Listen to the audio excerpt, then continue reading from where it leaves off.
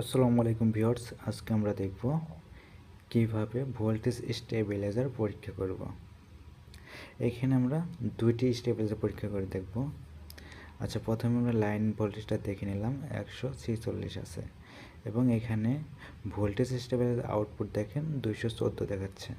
তার মানে আমাদের এই স্টেবিলাইজারটি অবশ্যই ভালো আছে। এখানে ইনপুট দেখাচ্ছে হলো 144, আউটপুট দেখাচ্ছে 215।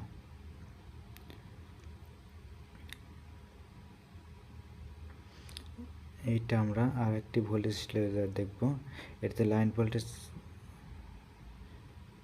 এইটার আউটপুট দেখাচ্ছে 234 আছে বর্তমান, এবং লাইন ভোল্টেজ 138 মতো।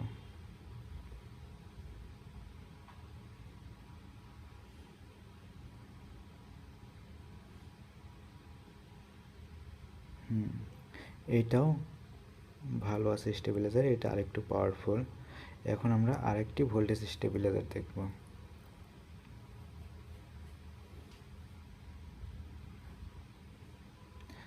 আমরা প্রথমে লাইন ভোল্টেজটা চেক করে নেব, দেখা যাক এখানে লাইন ভোল্টেজ কত আছে।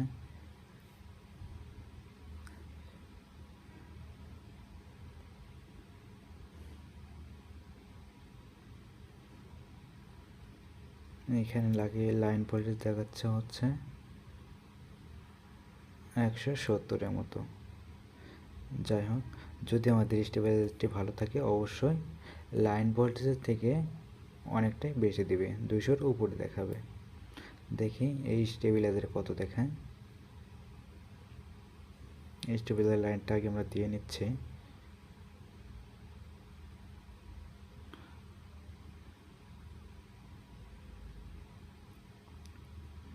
স্টেবিলাইজার লাইন দেওয়া শেষ অলরেডি। এখন আমরা দেখব এখানে, হ্যাঁ, স্টেবিলাইজারটা চালু হয়ে গেছে।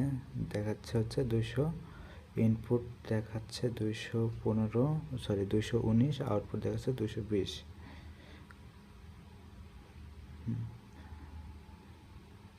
বাহ, আচ্ছা দেখি অরিজিনালি এর আউটপুট কত দিচ্ছে।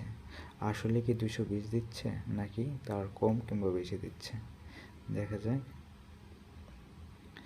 আমরা স্টেবিলাইজার আউটপুটটা দেখব এখন। স্টেবিলাইজার আউটপুট 169, তার মানে কি লাইনে যে ভোল্টেজ আছে এটাই সাপ্লাই দিচ্ছে।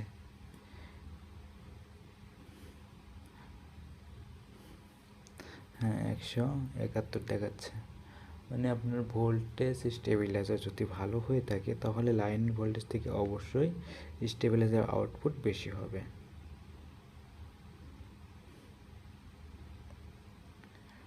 আর যদি লাইন ভোল্টেজের থেকে স্টেবিলাইজারের আউটপুট ভোল্টেজ সম পরিমাণ হয় তাহলে বুঝতে হবে যে এই স্টেবিলাইজারটি অকেজো হয়ে গেছে, অথবা ভিতরে কোথাও যত অংশ নষ্ট হওয়ার কারণে ভোল্টেজ সম পরিমাণ হয়ে গেছে।